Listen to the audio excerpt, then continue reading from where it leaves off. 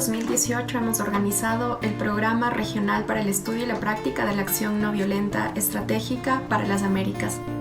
Este programa ha sido organizado por la Facultad Latinoamericana de Ciencias Sociales, Flaxo Ecuador, la Pontificia Universidad Católica del Ecuador y la Fundación CEMPROC, apoyados y auspiciados por el Centro Internacional para el Conflicto No Violento, ICNC. Este programa reúne a más de 50 académicos, profesionales, activistas interesados en el estudio y en la práctica de la acción no violenta en nuestra región. Una de las actividades principales y más enriquecedoras que organizamos a través del programa es una exposición de pósters, donde nuestros y nuestras participantes tienen la oportunidad de dar a conocer sus campañas, sus movimientos de resistencia no violenta en cada uno de sus países. Para sistematizar esta información tan valiosa, hemos recogido las experiencias de nuestro programa 2020 en este documental, que queremos que sirva como un recurso didáctico y útil para la enseñanza de la resistencia no violenta y al mismo tiempo que sea un recurso para que podamos visibilizar y presentar el poder transformativo de la no violencia.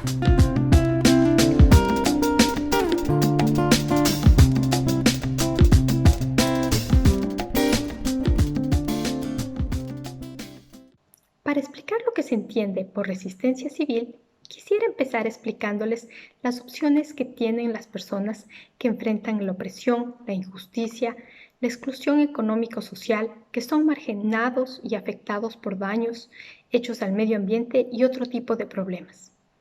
Ante estas situaciones, muchas personas buscan simplemente sobrevivir.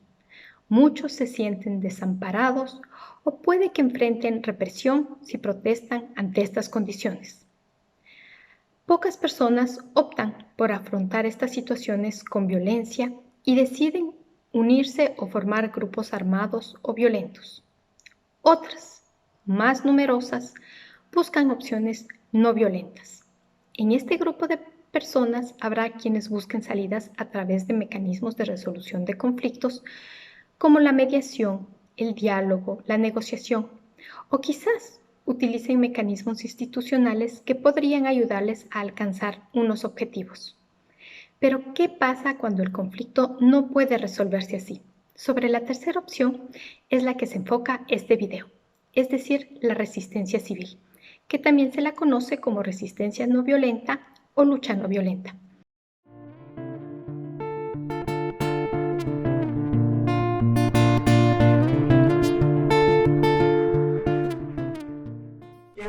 Hablar de una huelga de hambre que empezamos en el 2015. Nosotros en el 2014 fuimos los peores años de represión, de tortura, y ya los venezolanos veníamos muy capa caída por todo lo que había pasado. Empezamos ese año 2015 con una campaña que decía ya basta. En ese año tocaban elecciones parlamentarias en nuestro país y el Consejo Nacional Electoral, quien se encarga de convocar estas elecciones, no querían soltar el cronograma electoral, no querían hacer elecciones en ese momento. Nos organizamos, planificamos, tuvimos objetivos claros, organizamos esta huelga de hambre donde empezó en la cárcel militar de Ramo Verde. 2 líderes opositores comenzaron esta huelga de hambre, Leopoldo López y Daniel Ceballos. Después se comenzaron a sumar cientos de jóvenes, cientos de líderes de partidos políticos, diputados, concejales, alcaldes. Más de 18 estados fundaron en huelga de hambre. 2 concejales que estaban exiliados se montaron en esta huelga de hambre afuera del Vaticano. 2 alcaldes exiliados afuera de la Organización de Derechos Humanos en Estados Unidos. En Venezuela nos juntamos en plazas, en universidades y en iglesias. Esta huelga fue completamente atípico, fuimos más de 190 personas a lo largo ancho de nuestro país, con una exigencia muy clara, con un petitorio muy claro, que era la observación internacional, donde pudiesen venir todos los presidentes que quisieran, pudiesen venir organismos internacionales para ser garantes que se dieran estas elecciones de manera justa y verificada. Exigimos un cronograma electoral que no se nos estaba dando en ese momento. Y por último, exigíamos la libertad de los presos políticos. En ese momento en Venezuela existían más de 620 presos políticos y ahora no podemos olvidar, todavía hay 329 presos políticos en nuestro país. Esa huelga de hambre fue completamente atípica, fue muy activa, donde marchamos, donde íbamos a los organismos tanto internacionales como nacionales para exigir este petitorio. Fuimos a la ONU, fuimos al Perú, fuimos a embajadas como Colombia, como Brasil y Cuba, y decíamos que los papeles abren los ojos. Recibíamos muchísima apoyo de la sociedad civil. Educamos, que es lo más importante de esto, a la sociedad. Fue una huelga de hambre donde sumaron muchísimas voluntades, no solo partidos políticos, la iglesia, los rectores de las universidades. Nos unimos en una sola voz, con una sola voz de fuerza, donde exigíamos este cronograma electoral. Empezamos a recibir apoyos más importantes, el PANASUR y el UNASUR. El Papa salió a recibir a nuestros compañeros que estaban en huelga de hambre. El Alto Comisionado de Derechos Humanos se pronunció. Fuimos a la Asamblea Nacional a acompañar a legislar y recibimos golpes, recibimos denuncias que nos iban a frenar y nos iban a meter presos. Pues nosotros seguimos. Y finalmente, después de más de 20 días en huelga de hambre, se pronunció el Consejo Nacional Electoral. No solamente dio el cronograma, sino aceptó la veeduría internacional y soltaron a más de 20 o 30 presos en ese momento. Ahí nosotros entendíamos que teníamos que replantear nuestra lucha, ahí entendíamos que teníamos que organizarnos, escuchar no solamente a los partidos, sino a todas las organizaciones, sociedad civil, líderes estudiantiles, líderes políticos para poder avanzar. En ese momento le dimos una victoria al país, porque fuimos a elecciones y tuvimos una victoria muy importante, pero también entendimos que a veces el diálogo, la organización, la planificación y sobre todo tener nuestros objetivos claros para poder avanzar. Desde ese momento hemos tenido pequeñas victorias, hemos podido organizarnos, pero entendimos que la lucha no violenta es el mejor de los pasos para conseguir las victorias planificadas. En mi caso, yo soy activista del Laboratorio Ciudadano. Me uní al laboratorio en el año 2017, un año muy importante para mí. Y desde que conocí a mi equipo del Labo, hemos logrado hacer cosas de impacto creativas desde el arte, desde la expresión, usando todas las formas de arte posibles. Y a su vez fundé el movimiento ciudadano, uniendo voluntades, como lo dice su nombre. Unir voluntades es mi eje de acción. Nosotros aquí, de hecho, este pendón que me encanta mucho, si lo leen, dice: no hay Mesías, no hay ni habrá Mesías Salvador. Eso les dice algo, ¿verdad? Porque cuando uno cree que es el otro el que debe hacer lo que nosotros debemos hacer, ahí es donde estamos perdiendo la lucha. En mi caso, yo centro mi activismo hacia una campaña de perdón y reconciliación con los cuerpos de seguridad, esos mismos cuerpos de seguridad que hoy están reprimiendo a mi gente, pero yo me niego a creer que dentro de allí todos los que están son malos. No, yo sé que allí hay gente buena y por eso sigo insistiendo en esta campaña de perdón y reconciliación. Yo siento que nací siendo activista, pero hay un hecho en particular que fue el que me activó aún más, y fue en el año 2017, después de una golpiza por parte de la Policía Nacional Bolivariana, por estar con mi bandera, esta bandera maravillosa, en alto. Unos funcionarios policiales me golpearon, porque mientras todo el mundo corría, yo no corría. Entonces eso a ellos les generó demasiada rabia, ejerciendo mi derecho a la libre manifestación pacífica.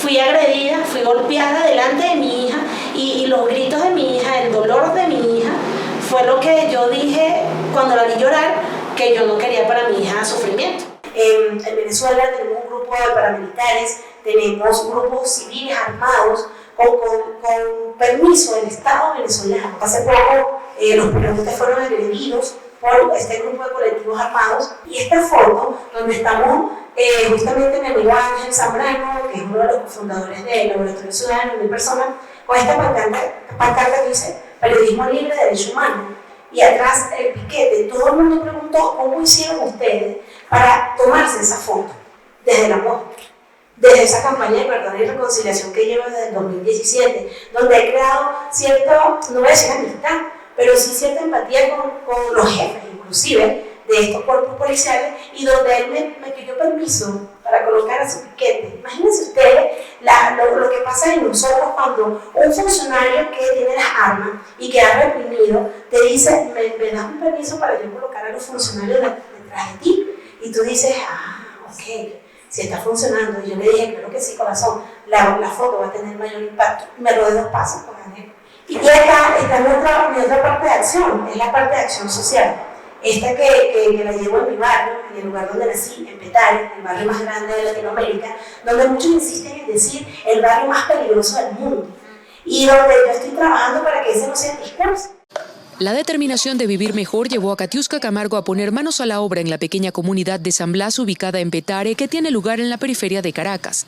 Pese a las amenazas que recibió por parte de vecinos que al principio rechazaron su iniciativa, desde 2017 comenzó a recuperar y transformar al menos 15 espacios públicos, barriendo con escobas que ella misma fabrica con envases plásticos.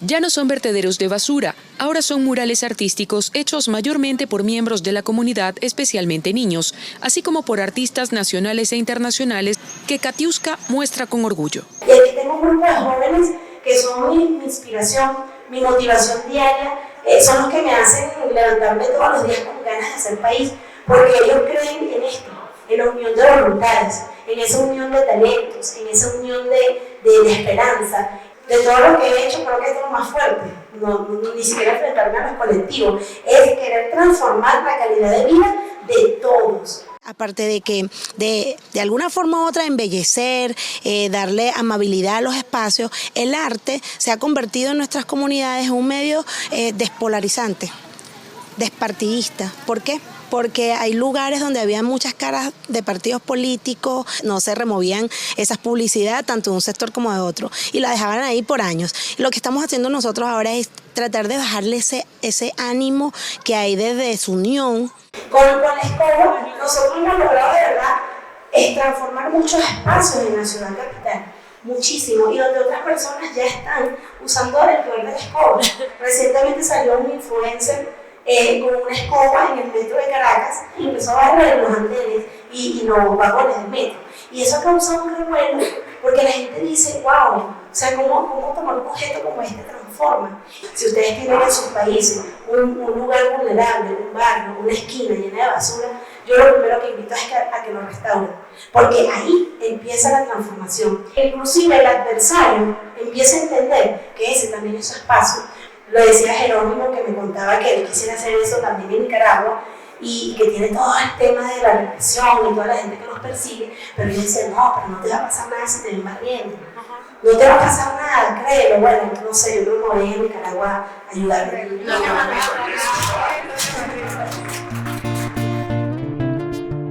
Con la aplicación de tácticas no violentas, lo que se busca es cambiar los patrones de obediencia, de cooperación y de consentimiento en la sociedad, para mover la dinámica del poder y así manejar en forma diferente el conflicto. Algunos creen que si los opresores usan la violencia, la única respuesta posible es el uso de la violencia, y que lamentablemente la resistencia no violenta no es una opción ante regímenes autoritarios. Explotación de recursos naturales, corrupción o acciones violentas de los opresores. No obstante, investigaciones recientes muestran que es todo lo contrario. Usar la violencia juega a favor de los opresores, quienes muchas veces están mejor equipados para usarlas. Lo importante recordar es que a través de la resistencia no violenta, las personas pueden ejercer poder, y ese poder puede ser presión política, económica o social. En la resistencia civil no se trata de 1, 2 o 3 personas valientes que levantan su voz en protesta, sino que es el poder de muchos, y esto es clave para el éxito de este tipo de luchas. Petronic es una empresa que recibe petróleo y además produce, digamos, lo transforma, que se recibe el petróleo y lo transforma y lo lleva a la gasolinera de Petronic. Es una empresa que suponía ser del Estado y fue trasladada a manos de un hijo del dictador de Daniel Ortega. En sus inicios, nosotros habíamos trancado Nicaragua, teníamos trancadas las universidades y todo lo que era la carretera. Entonces, para poder financiar, digamos, la famosa actividad siniestra que era comandada por los paramilitares, la policía y agentes del ejército, se financiaban a través de la Petronic. Entonces nosotros comenzamos a diseñar este boicot. que consistía básicamente en no comprar gasolina, ni diésel, porque ya también tenemos gasolina y diésel, ni kerosene, ni nada, ninguno de los productos de Petronic a la gasolinera. Fue tan fuerte el impacto que nosotros logramos tener un 80% de la población que dejó de comprar en esta gasolinera. Y ellos comenzaron a hacer un rebranding. Y no solo cambiaron a una sola marca ni a un solo logo, sino que en cada una de las gasolineras ellos cambiaron de logo y de nombre. Y aún así, el boicot siguió. Entonces le hicimos una segunda etapa. Hay algo que se conformó en Nicaragua, que era la Unidad Nacional Azul y Blanco, en donde convergían muchas organizaciones, y cada uno de nosotros le dimos como un poco más de fondo y forma a lo que era la campaña, y evitamos de que este cambio de nombre fuese importante para evitar el boicot. Hoy en día se destruyó la empresa, o sea, se sancionó, y con las sanciones no podían hacer ningún tipo de transacciones con ningún banco internacional letal para la compra de petróleo, y se tuvo que regresar a manos del Estado. Pero aún así, no hay, la gente no está participando, nadie compra en la gasolinera. Entonces, de Nicaragua prefiere esperar 20 minutos para echar combustible, pero no echar en una gasolinera de esta, que es lo que prácticamente patrocinan el terror por la represión. El gobierno quiso incrementar los aranceles y los impuestos del combustible, y ni aún así compensaba la plata que estaban perdiendo por el boicot.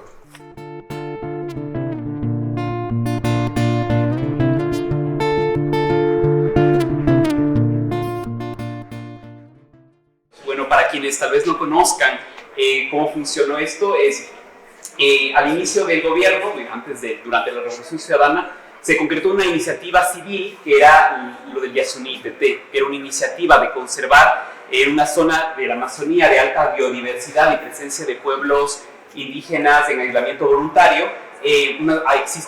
Existe una gran cantidad de petróleo, y la iniciativa era dejar el petróleo bajo tierra y canjear y solicitar de la cooperación internacional y de los países, sobre todo del primer mundo, compensaciones económicas en calidad de servicios ambientales. El 15 de agosto del 2013, el entonces presidente Rafael Correa comunicó a la nación que el mundo nos había fallado y que por lo tanto se iba a explotar el petróleo.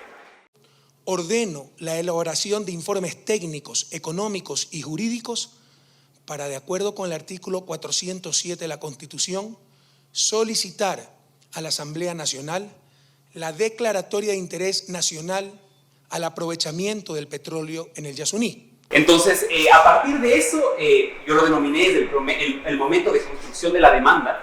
Desde entonces y en adelante comenzaron una serie de manifestaciones en diferentes espacios, sobre todo estudiantiles, universitarios y vinculados al movimiento ecologista. Empezaron a haber reuniones y convocatorias de acciones de hecho. Ahí está justo en un segundo momento de este proceso, fue el aumento de repertorios de acción colectiva, donde había de todo tipo, conversatorios universitarios, plantones, marchas, todavía muy desvinculados entre sí.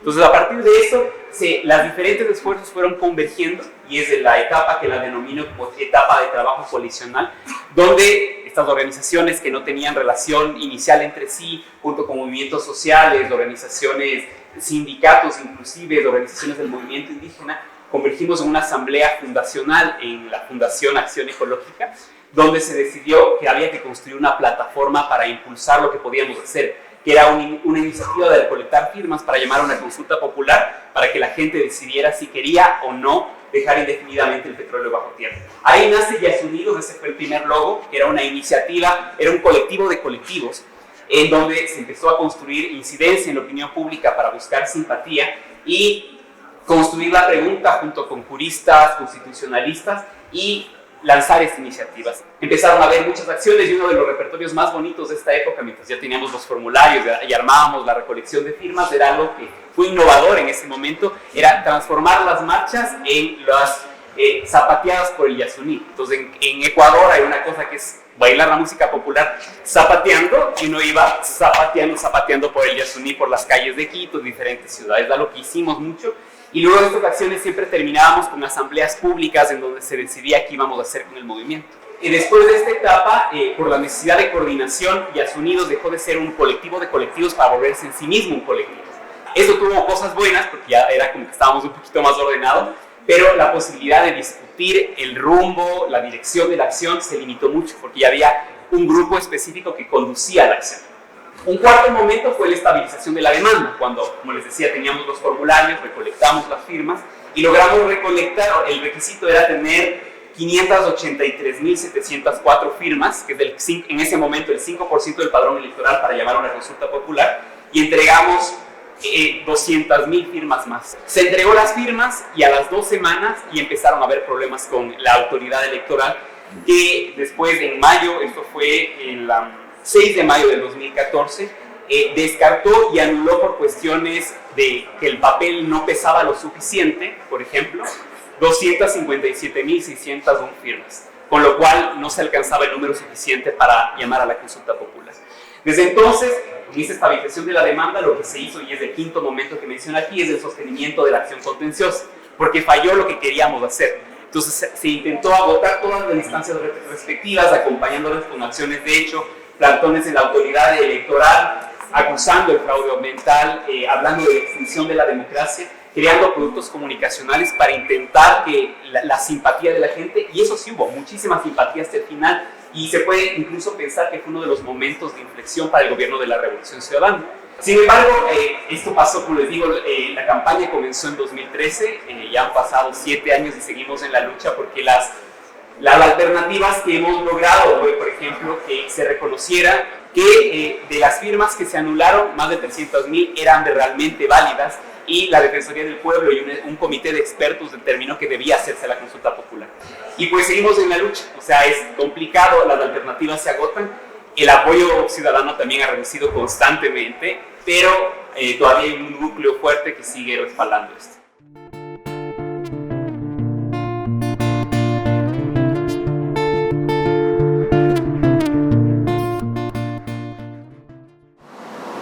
Pienso que en el año 2004 en mi país hay un movimiento muy fuerte político y social para cambiar de gobierno. Entonces en este momento estuve en la escuela y yo me digo, ¿qué pasa? Hay mucha gente en la calle. Siempre digo yo que ¿por qué la gente no deja ese gobierno terminar su mandato? Entonces, después de pensar muchas cosas, yo digo que si ese gobierno termina a su mandato, él va siguiendo su gobierno con otra persona. Entonces, yo fui por la calle con la gente y peleamos mucho para cambiar el gobierno. Y hasta ahora estamos, como digo, en movimiento para cambiar las cosas. Así es que empezó la campaña de Puticó Putucalipea. Entonces, desde el 2008, los jóvenes se empiezan a traer algunos movimientos en la calle. Entonces, la cuenta superior es una parte del Estado para la justicia y debe dar cuenta de ese dinero. Entonces hay un informe que debe dar a la población para decir a la población de qué hizo con el dinero. Entonces el movimiento está continuado en mi país ahora. Las personas que están aquí están en una tabla con platos que tiene piedras y otras cosas para decir al Estado que el dinero no está, entonces ellos no tienen nada para comer. Y aquí es un gran movimiento con muchas personas, es la población que se ve en la calle para preguntar, para mandar al estadio, entrar, conectar con el dinero. Aquí es la publicidad dice, la publicidad dice cultura voluntaria. Entonces, la publicidad no tiene su sueldo, obviamente, como un personaje pagado. Entonces, ellos también preguntan dónde está el dinero de pelota ahí. Y aquí son los niños también y preguntan dónde están. Para la escuela. Sí, dónde está el dinero de pelota ahí. Necesitamos la escuela. Yo quiero que ustedes conozcan Paraguay por Paraguay, que es un proyecto el cual lidera una ONG que se llama también Reacción Paraguay. Quiero que conozcan nuevamente, quiero que conozcan por Paraguay como una ciudad, como un país que implementó una metodología de monitoreo de un fondo para la educación con estudiantes menores de edad. Es el Fondo Nacional de Inversión Pública y Desarrollo FONACIDE, el mayor fondo de desarrollo. Un 28% actualmente se destina a los gobiernos descentralizados y debe invertirse en infraestructura educativa y almuerzo escolar. Paraguay no difiere de otros países de Latinoamérica, ¿verdad? Nuestra educación es pésima y la infraestructura educativa es demasiado carente, es paupérrima. Lo que nosotros hacemos es vincular tecnología, datos abiertos gubernamentales, los contratos que están ahí, el listado de escuelas en donde se debe invertir el fondo, con participación ciudadana. Visitamos estas escuelas, previamente capacitamos a estos estudiantes, nos fortalecemos la organización estudiantil, fortalecemos el liderazgo. Vamos hasta estas escuelas y contrastamos la realidad. Y cada año, este monitoreo lo implementamos desde el 2017, realizamos como informes de monitoreo de ejecución física del FONACIDE y damos recomendaciones de ciertas políticas públicas que las instituciones deberían de estar incorporando. Y también recomendaciones a la ciudadanía, de cómo la ciudadanía puede hacer para que este fondo se invierta realmente en las escuelas. El monitoreo de ejecución física MEF del Fondo Nacional de Inversión Pública y Desarrollo FONACIDE es un mecanismo de auditoría social desarrollado por la organización Reacción Paraguay. El mecanismo de auditoría social busca asegurar la buena inversión del FONACIDE en educación, promover transparencia en la administración del Fondo Nacional y conectar actores sociales. Constata la existencia de posible nepotismo, malversación del fondo y escuelas que reciben reiteradas obras, mientras que las escuelas más carentes del municipio no reciben obras. Nosotros cada año, además de trabajar con los ciudadanos, trabajábamos en esa vertiente del lobby o del cabildeo y nos íbamos hasta la Junta Municipal, que era el ente encargado de monitorear que la municipalidad invierta bien el FONACIDE. Nosotros le presentamos un montón de evidencia de que desapareció, que se utilizó mal el FONACIDE, incluso que desaparecieron 1.200 millones de guaraníes, que son $200.000 aproximadamente, de los cuales hasta ahora no hay respuesta. Y la Junta Municipal no incluyó eso entre sus pedidos de intervención a la municipalidad. Era uno de los problemas o una de las irregularidades con evidencia fundamentada de lo que la administración municipal destituida estaba haciendo. Pero lo que nosotros hicimos igual es seguir hinchando con eso, siempre mediáticamente, institucionalmente, con la ciudadanía, por todos lados. Nos reunimos con la interventora del municipio y en todo el informe de monitoreo fue adjuntado también en el informe final que culminó la destitución de Sandra Zacarías, que es la intendenta destituida, la última del clan, básicamente. Es importante defender porque estamos en el colegio mismo, siempre suceden cosas, ya sea abuso de poder, corrupción o una mala educación. Antiguamente en la dictadura no había ese poder de organizarse. Dan ahí los derechos, pero si nosotros no exigimos no nos van a dar. Reacción Paraguay surgió en el colegio, en la secundaria, hace 10 años. Surgió a partir de una movilización de estudiantes secundarios que tenían 15 y 16 años en esa época y el colegio más grande de Ciudad del Este, el colegio más popular de Ciudad del Este. Ellos denunciaron corrupción en ese colegio y a partir de ahí surgió la idea de Reacción Paraguay. Nosotros creemos en los jóvenes y no decimos que creamos líderes, nosotros somos la plataforma de los líderes que ya existen. Que la gente dice que los jóvenes somos muy pasionales y que manifestaciones y que violencia y que no sé qué, pero nosotros desde Reacción Paraguay somos la evidencia, digamos ya en Latinoamérica, de que nosotros podemos ser capaces de dar pasos y estrategias sostenibles, evidenciadas, replicables, escalables. Nuestro monitoreo de ejecución física del FONACIDE ya demostró en la última una investigación que realizó nuestro director ejecutivo en paralelo a nuestro informe de monitoreo, evidenciamos que con nuestro trabajo de incidencia y de monitoreo de ejecución física y de participación ciudadana logramos incrementar la inversión del FONACIDE en un 400%. Es decir, se invierte el FONACIDE en las escuelas que deben realmente recibir el FONACIDE 5 veces más de lo que se invertía antes de que nosotros iniciemos el trabajo.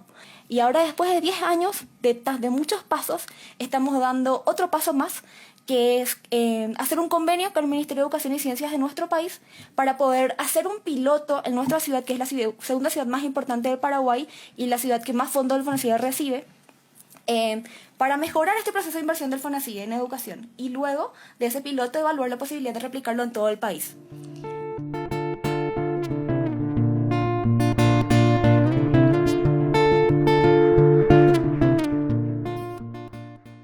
La guerra tiene la capacidad para mostrar lo peor del ser humano y al mismo tiempo, solo en medio de la barbarie nacen las más hermosas y grandes expresiones de solidaridad y paz. No me arrepiento del día en que decidí no tocar un arma y preferí quedarme acompañando a aquellos que en medio del conflicto son capaces de responder a la violencia con sonrisas. Ir de la mano de esos héroes y heroínas que desde su territorio nos muestran que aún en medio del conflicto armado hay lugar para la esperanza y el cambio.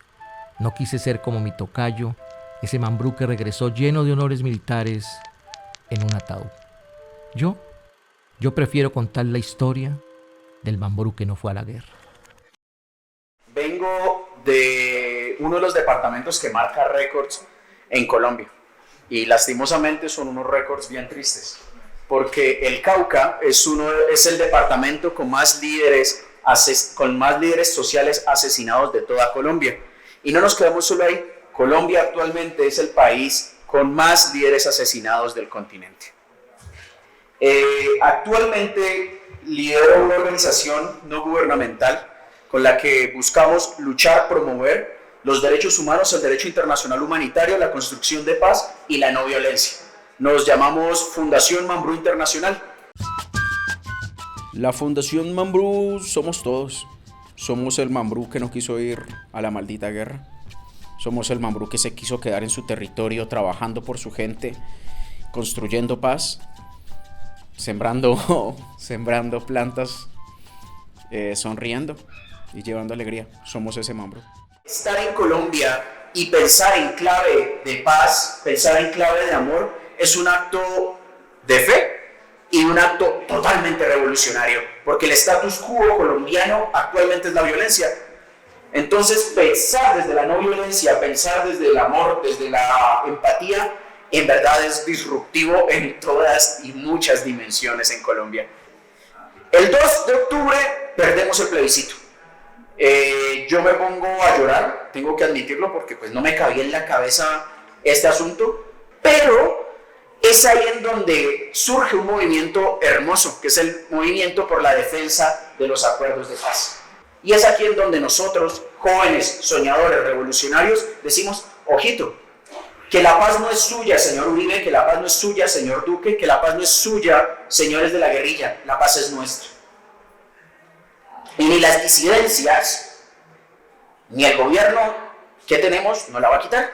Y aquí es en donde nos volcamos a las calles para pedir y luchar por dos cosas principalmente. La primera de ellas es el cumplimiento total de los acuerdos de paz pactados entre la guerrilla y el gobierno, y la segunda, que cese el asesinato de líderes sociales. En el Cauca ganó el sí.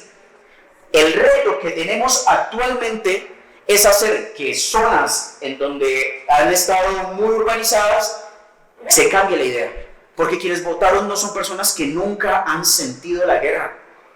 No han sentido la bala zumbar por sus cabezas, no han tenido que huir, no han tenido que esconderse debajo de la tierra, no le han tenido que cancelar el colegio porque han visto grupos armados cerca del colegio en donde estudian, como es en mi caso. En lugares de Popayán, de las plazas públicas como más concurridas, lo que hacemos es que un voluntario se tira y con una tiza hacemos la silueta. Pero ¿qué pasa? Y era lo que nosotros hablábamos, de cómo las víctimas las reducimos a un mero número. Decimos acá sin asco que son 267 líderes asesinados desde la firma del acuerdo. Pero ¿quiénes son esos líderes? ¿Y quién es esa cifra que aumenta? Y lo que nosotros hacemos es darle cara a esas siluetas. Porque la silueta per se no dice absolutamente nada. Entonces, con caras de los líderes sociales que han asesinado, las ponemos ahí como un acto de memoria y de resistencia. Jugamos siempre con esa idea del mambrú que no se fue a la guerra. Somos y queremos contar la historia del mambrú que se quedó en su territorio, cuidando su territorio, plantando, estando con sus amigos.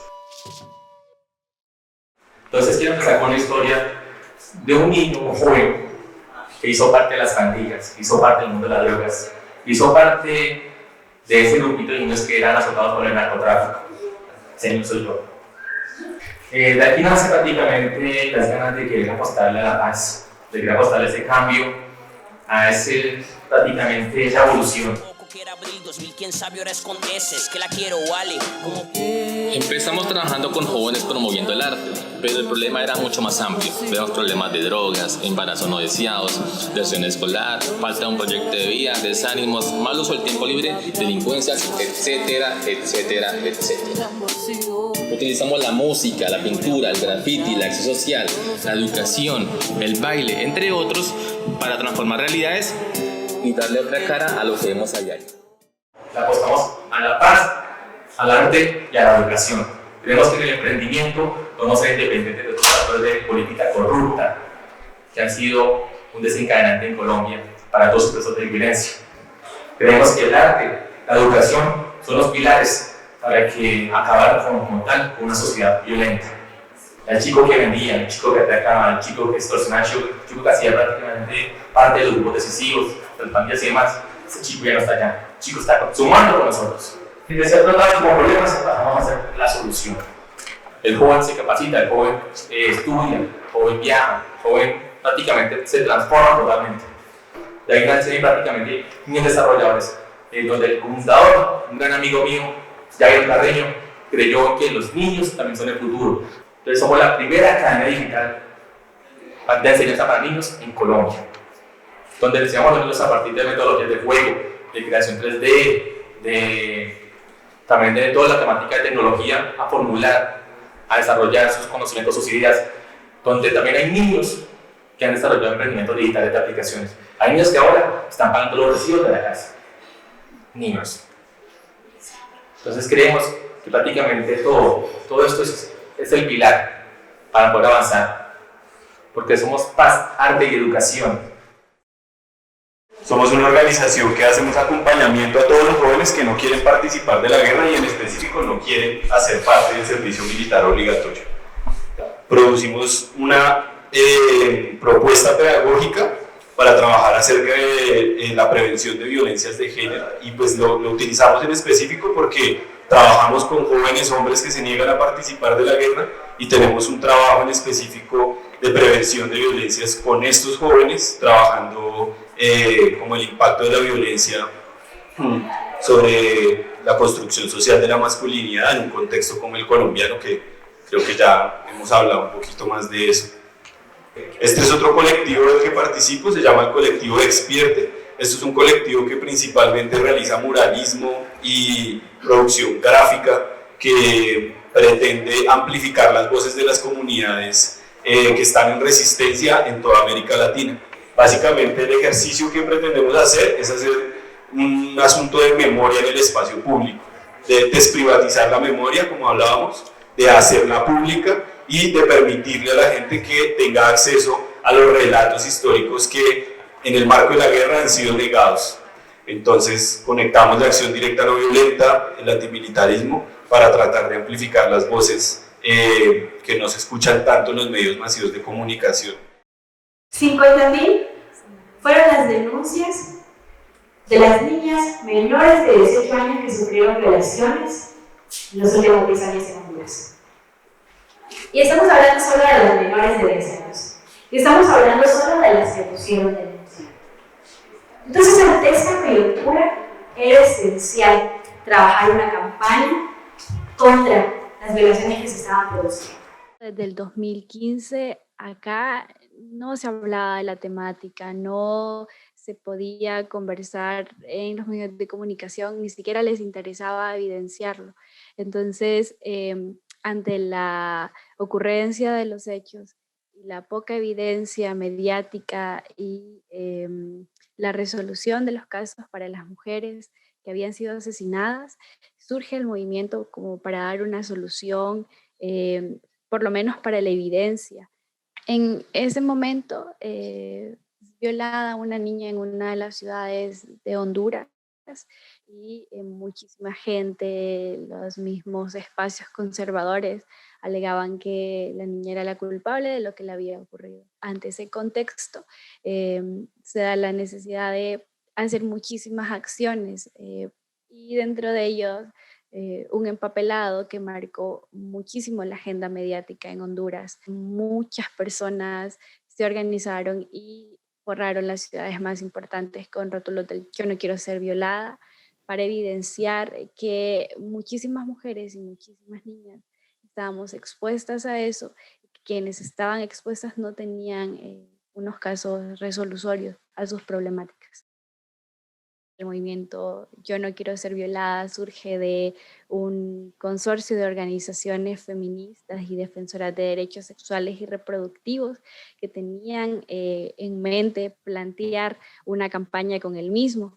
Y ya luego nos gustó la iniciativa y feministas independientes decidimos incorporarnos. Nos manifestamos, salimos a las calles, pero el gobierno represivo con las Fuerzas Armadas siempre meten a compañeras y compañeros a la cárcel y les acusan de terrorismo, etcétera, etcétera. Entonces, para evitar todo ese proceso y evitar ponernos en riesgo, decidimos desarrollar acciones donde las paredes fueran las que hablaran. No es la única campaña que hemos desarrollado desde el movimiento social. En el 2018, el Observatorio de la Violencia de la Universidad Nacional sacó un estudio donde planteaba que 17,000 jóvenes habían sido asesinados en Honduras en los últimos 7 años. Y decidimos iniciar una campaña, primero para evidenciar que había esta situación, estaba teniendo un proceso judicial y era como bien caótico porque la misma policía iba a sacar a jóvenes de sus casas, parecían asesinados, basureros o en diferentes lugares. Entonces, también evidenciar que es el Estado el que estaba ejerciendo estas muertes contra la juventud. Definitivamente el Estado ha buscado formas y maneras de tentarnos para recurrir a acciones violentas, pero creo que cuando acudimos al arte, a la creatividad y cuando estamos muy seguras de las acciones que desarrollamos, es una trampa en la que no vamos a caer. Entonces yo creo que hemos tenido logros significativos en cuanto a conciencia de las personas y esto gracias a las acciones no violentas que hemos desarrollado. Y en serio lo digo y creo mucho en eso, que la acción no violenta ha venido a transformar el activismo en Honduras y hacerlo de una forma bastante diferente. Que hemos visto una nueva forma de hacer las cosas. Las soluciones violentas a los conflictos ya no son opción. En la historia de América Latina hemos pasado por esos momentos y solo hemos tenido nuevas heridas que sanar. Y en el fondo no cambia nada la situación. Este documental no solo habla de una forma particular de lucha denominada acción no violenta, es también el inicio de la escritura de una nueva historia política en América Latina, que puede hacerle frente a las injusticias, a los regímenes autoritarios, a los problemas de corrupción y nos ayudan a defender la vida en todas sus formas. En estos movimientos hemos encontrado un impulso de renovación, un impulso de esperanza. Están creando nuevos símbolos de lucha, innovando en sus tácticas, en sus lenguajes y están resituando el lugar de lo político en América Latina. Estos movimientos desde abajo son la demostración de que también el poder colectivo y popular puede redefinir el destino de nuestras sociedades. ¿Qué enseñanzas podemos extraer de todas estas historias? Recordemos que no hay recetas, que las acciones se tienen que adaptar a su contexto, que tienen que tratar de generar un cambio y convencer al otro, no vencer. Otro aprendizaje de este abanico de experiencias y movimientos es la importancia de la creatividad, que tenemos una gran capacidad de acción y que eso reside en nuestra posibilidad de innovar y de mejorar constantemente. Otro aspecto muy importante es que la acción no violenta se hace en el día a día. Son pequeños cambios que parecen invisibles, pero que en el largo plazo están generando los cimientos de una nueva sociedad. América Latina está en este proceso de cambio. Es protagonista de su historia. Los pueblos se alzan. Ahora son los nuevos protagonistas de esta historia de dignidad, amor y rebeldía.